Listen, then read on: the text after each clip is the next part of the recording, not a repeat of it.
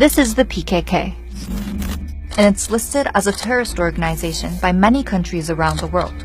To understand why, we need to go back to the 1970s. A group of students led by Abdullah Öcalan came together to set up a Marxist-Leninist region across southeast Turkey. They named their group the PKK, and their aim was to create a greater Kurdish state spreading across neighboring countries. At the time, Turkey was dealing with its own problems of the Cold War. There was escalating violence between left-wing and right-wing groups that eventually led to a military coup in 1980. A year before, Öcalan left to Syria, then later to Lebanon. Here, he established the PKK's first headquarters in the Bekaa Valley, with the support of the Syrian government.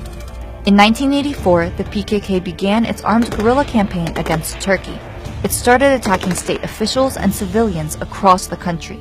Villages were burned down, children were kidnapped, there were suicide bombings, and people were murdered. In the 1990s, the PKK's attacks went beyond the borders of Turkey. There were highly coordinated attacks and illegal demonstrations across Europe, many of which ended in violent clashes with the police.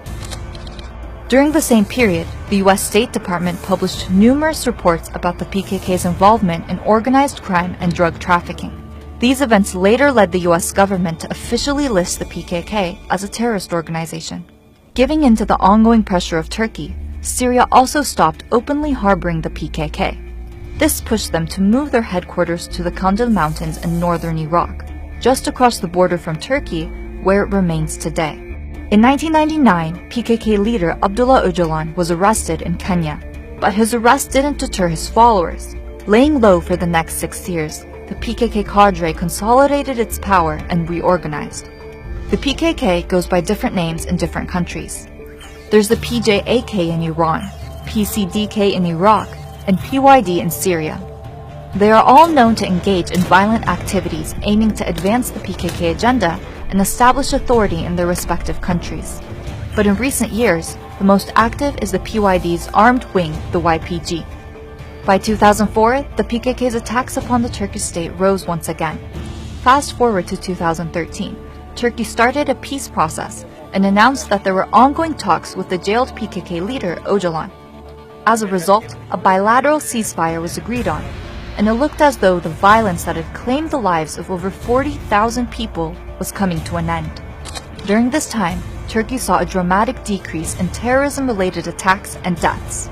But violence flared once again in 2015, when the ceasefire was unilaterally broken by the PKK, and the organization's senior figure, Besa Hozat, announced that the time had come for a, quote, revolutionary public war. Meanwhile, the fight against Daesh in Syria was escalating, and the US had shifted its allegiance to the YPG. They told the group to rebrand itself as the Syrian Democratic Forces. I thought it was a stroke of brilliance to put democracy in there somewhere. Then they began training and equipping them. The US-backed SDF did clear Daesh out, but then they took control. When Raqqa was cleared in 2017, these pictures emerged. On the posters was Abdullah Öcalan, the incarcerated founder of the PKK. Many countries and international organizations have declared the PKK to be a terrorist organization. This, however, does not stop them from operating their criminal network throughout Europe and the Middle East. 70% of the PKK's finances are said to come from drug trafficking and tribute collection. And groups such as the Human Rights Watch and United Nations Human Rights Council have pointed out the YPG and SDF's large-scale human rights violations and ethnic displacements in northern Syria.